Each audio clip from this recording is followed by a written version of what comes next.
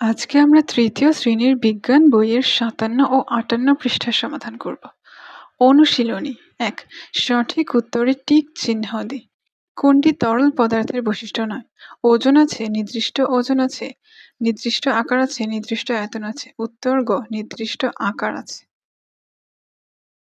পদার্থের অবস্থা কয়টি? ১টি, ৩টি, ২টি, ৫টি। উত্তর গ, ৩টি। পানি ও বায়ুর কোন বৈশিষ্ট্যে মিল আছে? নির্দিষ্ট আকৃতি আছে, নির্দিষ্ট ওজন আছে, নির্দিষ্ট আকার আছে, নির্দিষ্ট আয়তন আছে। উত্তর খ, নির্দিষ্ট ওজন আছে। শব্দগুলো থেকে সঠিক শব্দ নির্বাচন করে শূন্যস্থান পূরণ করি। অর্ধেক পানি সহ একটি গ্লাস ১ টুকরা পাথর ফেললে গ্লাসের পানির উচ্চতা বাড়বে। রাবারের নির্দিষ্ট আকার আছে কারণ এটি কঠিন পদার্থ। প্রকৃতিতে পানি ৩ অবস্থাতেই থাকে। লৌহ জাতীয় পদার্থ এক ধরনের চৌম্বক পদার্থ। বাম পাশের শব্দের সাথে ডান পাশের শব্দের মিল করি। তুলা ওজন কম, বরফ কঠিন, দুটি চৌম্বকের দক্ষিণ মেরু বিকর্ষণ, ফুটবল গোলাকার, লোহা চৌম্বক পদার্থ। সংক্ষিপ্ত প্রশ্ন ও উত্তর। ক, অচৌম্বক পদার্থ বলতে কি বোঝায়?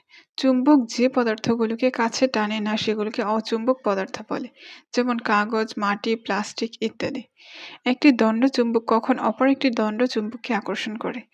একটি দণ্ড চুম্বকের উত্তর মেরু অপর একটি দণ্ড চুম্বকের দক্ষিণ মেরুর কাছাকাছি নিয়ে এলে তারা একে অপরকে আকর্ষণ করে। বেলুনে মুখ দিয়ে ফু দিলে বেলুন ফুলে যায় কেন? বেলুনে মুখ দিয়ে ফু দিলে মুখের বাতাস বেলুনে প্রবেশ করে। যত বেশি বাতাস প্রবেশ করবে বেলুনটি ততই ফুলে উঠবে। এক্ষেত্রে বাতাস বেলুনের বেশি স্থান দখল করে বলে বেলুন ফুলে যায়।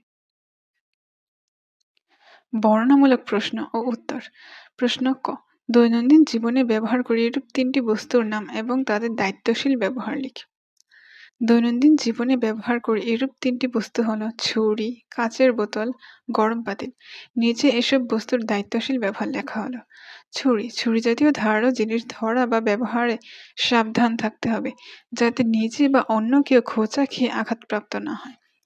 কাচের বোতল, কাচের বোতল এমনভাবে ব্যবহার করতে হবে যেন হাত থেকে পরে ভেঙে না যায়। গরম পাতিল, গরম পাতিল ধরলে হাত পুড়ে যাবে, তাই পাতিলটি ঠান্ডা হওয়ার জন্য অপেক্ষা করতে হবে। যদি গরম অবস্থায় ধরতেই হয় তাহলে কাপড় বা ন্যাকড়ার সাহায্যে ধরতে হবে। উপরের ছবিতে যেসব পদার্থ আছে তার তালিকা তৈরি করি। পদার্থের অবস্থার ভিত্তির উপর ভিত্তি করে শ্রেণীবিভাগ করি। উপরের ছবিতে যেসব পদার্থসমূহ আছে তার তালিকা হলো: ফ্যানের বাতাস, তেল, পুতুল, পানি, ফলের রস, কিটলির ধোঁয়া, মার্বেল, বই, পাথর, জলীয় বাষ্প, কাচের বয়াম এবং ছুরি। এসব পদার্থের অবস্থার উপর ভিত্তি করে নিচে এদের শ্রেণীবিভাগ করা হলো: কঠিন পদার্থ, পুতুল, মার্বেল, বই, পাথর, ছুরি, কাচের বয়াম। তরল পদার্থ, তেল, পানি, ফলের রস। বায়বীয় পদার্থ, কেটলির ধোঁয়া, জলীয় বাষ্প, ফ্যানের